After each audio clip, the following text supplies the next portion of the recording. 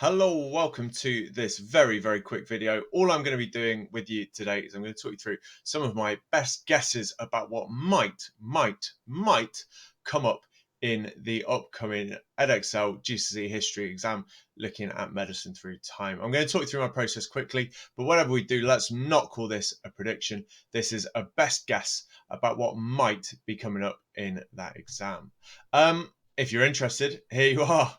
Those are your answers. If you want to pause the video, if you want to share those, these are my best guesses about what might be coming up in the exam on Thursday. If you want to stick around and see how I'd answer them and how I've got the answers, then please do stay where you are. So in terms of looking at this, what I've done is I've gone through previous questions. I've tried to identify themes. I've tried to identify patterns, but this all comes with a massive disclaimer that nobody will know what's on that paper until it is opened up on Thursday. So whilst these are my best guesses, and whilst I'd love you to have a go at practicing these as kind of example questions, please do not bank every single last second of revision on these, because there is no guarantee any of them will be right. If I get 2 or 3, I'll be absolutely cock a hoop.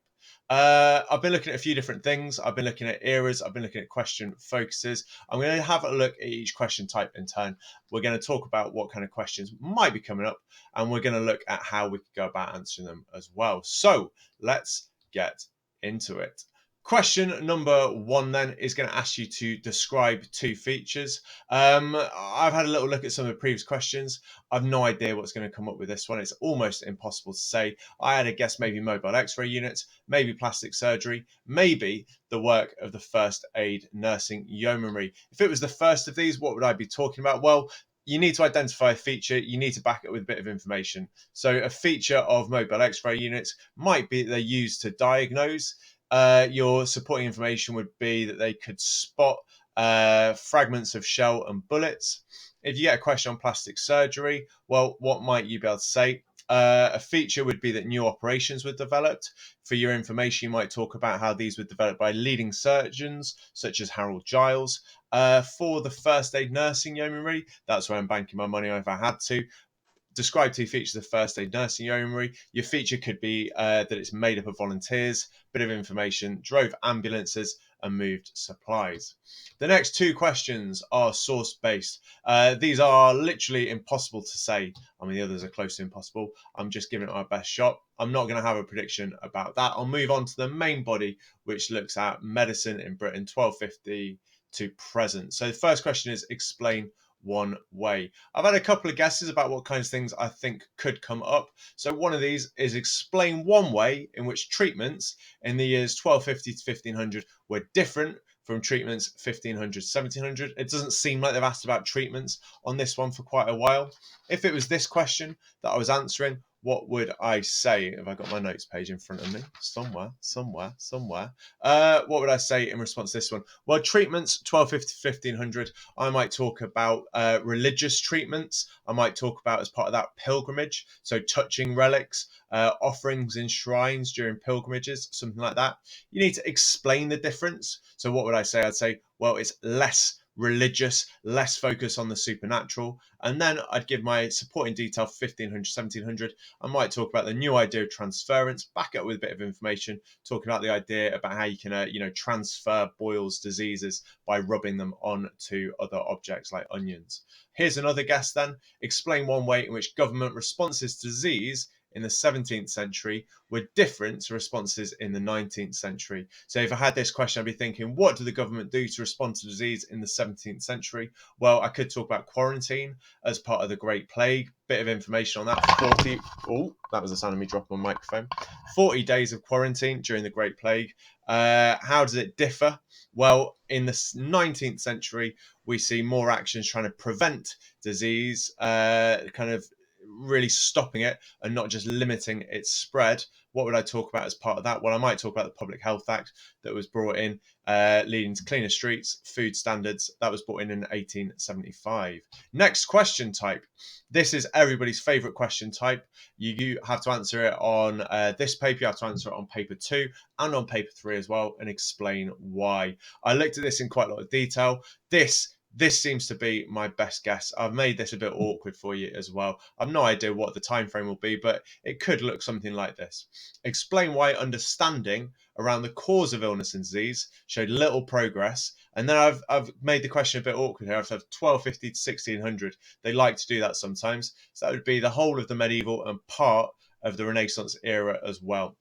So why was understanding not showing progress? Well, why did understanding not show progress? As part of this answer, I could talk about a few things as my main paragraph. So could and definitely should talk about the church. I could and should definitely talk about the popularity of the four humours. Tricky coming up with further attitudes as well. Further ideas as well, possible points. I could talk about the limited spread of new ideas. I could talk about conservative attitudes. Each of those would need to be backed up with evidence. Each of them would need to be backed up with an explanation as well, linking back to the question. I've had two guesses for the final question. Remember, on this one, question 5 or 6, you get a choice of 2. You're given a statement and you're asked how far do you agree. Here's one of my guesses that I thought could come up. I fancy the idea of government action, if I'm honest. I thought about something like this for an earlier question as well. How does this one sound?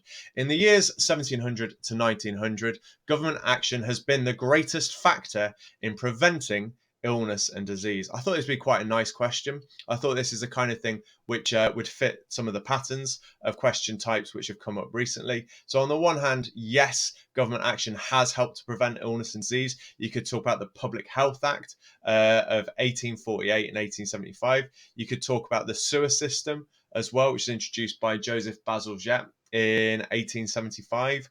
On the no, you'd be arguing against it being government action. You'd be talking about how maybe it was other key individuals. You might talk about Edward Jenner and the discovery of a smallpox vaccine. You might talk about John Snow as well as another key individual and his work on cholera. So using that sense of argument to talk about the most significant factor in preventing illness and disease over the Enlightenment period. Final question on this one then.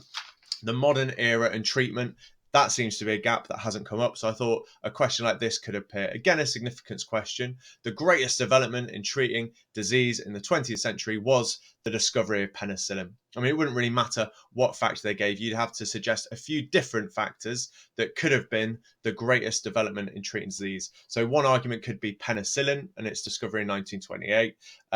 You could talk about development of magic bullets across the 20th century. I thought you could write a nice paragraph on the impact of science and technology. You could even have a paragraph on high-tech surgery, stuff like robotics, microsurgery, keyhole, etc. You could, if you wanted to, if you had enough knowledge, talk about developments in cancer treatments as well. So radiotherapy, chemotherapy. My judgment for this question would be yes, it probably was the greatest development. It paved the way for further antibiotics, and it was kind of maybe the single greatest step forward. What would my judgment be for this one? I'd probably argue no for this one, that individuals had the greatest impact and that the government was playing catch up instead. Those people are my guesses. I'm displaying them up on the board again for you. I hope you found that a little bit useful. There's no guarantee whatsoever any of these questions are going to appear, but it's definitely your interest to make sure that you know how to answer each of these question types. I would also recommend watching the following 2 videos that I created last year, which will both talk you through the actual technique of answering questions, mock-ups from previous papers, as well as talking you through the planning process and the specifics of how to answer as well. I hope this video's been useful. If you haven't already subscribed, please do so, because I'll do another one of these before the next round of exams. If you found it useful, please let me know in the comments as well, and the very best of luck for your upcoming exams. Thanks very much for watching. Goodbye.